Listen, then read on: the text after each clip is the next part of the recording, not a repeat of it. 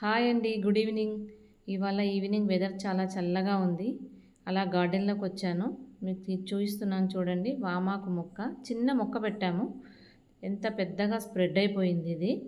దీని స్మెల్ చాలా బాగా వస్తుందండి.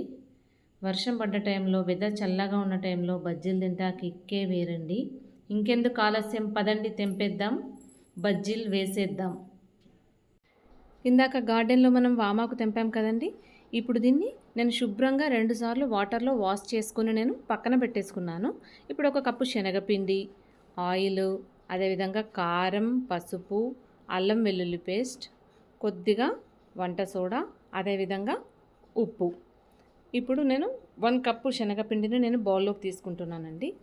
నార్మల్గా అయితే మనం ఏ బజ్జీ వేసుకున్నా కొద్దిగా వామ్ అనేది నలిపి వేస్తాము. కానీ నేను ఇందులో యాడ్ చేయట్లేదు, ఎందుకంటే వామాకుతోనే చేస్తున్నాను కాబట్టి యాడ్ చేయట్లేదు. ఇప్పుడు దీంట్లో పసుపు వేసుకున్నాను, అలాగే అల్లం వెల్లుల్లి పేస్టు, చిటికెడు వంట సోడా సరిపోతుందండి మనకి. ఇప్పుడు దీంట్లోకి 1 స్పూన్ కారాన్ని వేస్తున్నాను. ఇప్పుడు మనం దీన్ని వాటర్ వేసుకుంటూ కొద్దిగా వాటర్ వేసుకుంటూ కలుపుకుందామండి. ఒకేసారి వాటర్ వేసుకొని కలుపుకోకూడదు, ఎందుకంటే మనకు కన్సిస్టెన్సీ ఏ విధంగా వస్తుంది అనేది చూసుకుంటూ కలుపుకోవాలి. అందుగురించి నేను కొద్దిగానే వేశాను వాటరు. చూడండి, ఇంకొన్ని వాటర్ వేసుకొని నేను ఇప్పుడు కలుపుకుంటున్నాను. కన్సిస్టెన్సీ అనేది మనకి ఈ విధంగా ఉండాలి. ఇందులో సాల్ట్ వేసుకొని ఒక్కసారి అలా కలిపేస్తున్నాను. చూసారా, ఇప్పుడు మీకు చూపిస్తాను. సాల్ట్ కూడా కరిగిపోయింది. కన్సిస్టెన్సీ అనేది మనకి ఈ విధంగా ఉండాలి.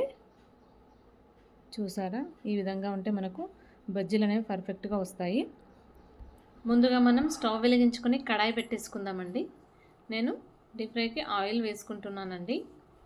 ఆయిల్ మనకు హీట్ ఎక్కింది. నేను ఇప్పుడు వామాకుని పిండి మిశ్రమంలో డిప్ చేస్తున్నాను. చూడండి, ఆకుకి పిండి అనేది ఈ విధంగా పట్టే విధంగా ఉండాలి. కన్సిస్టెన్సీ అనేది ఈ విధంగా కలుపుకోవాలి మనము.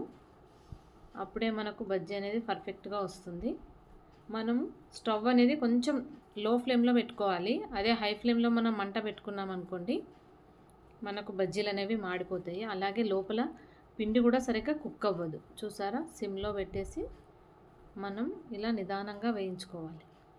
వామాకు వలన చాలా ప్రయోజనాలు ఉన్నాయండి. చిన్నపిల్లలకు కానీ పెద్దవాళ్ళకి కానీ దగ్గు, జలుబు, అలాగే అజీర్తికి కూడా చాలా బాగా పనిచేస్తుంది.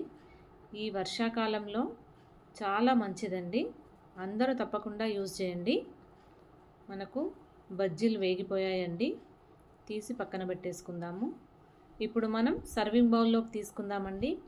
వేడి వేడి వామాకు బజ్జీలు రెడీ అండి. టేస్ట్ చేయండి. ప్లీజ్ లైక్ చేయండి, షేర్ చేయండి అండ్ సబ్స్క్రైబ్ చేయండి.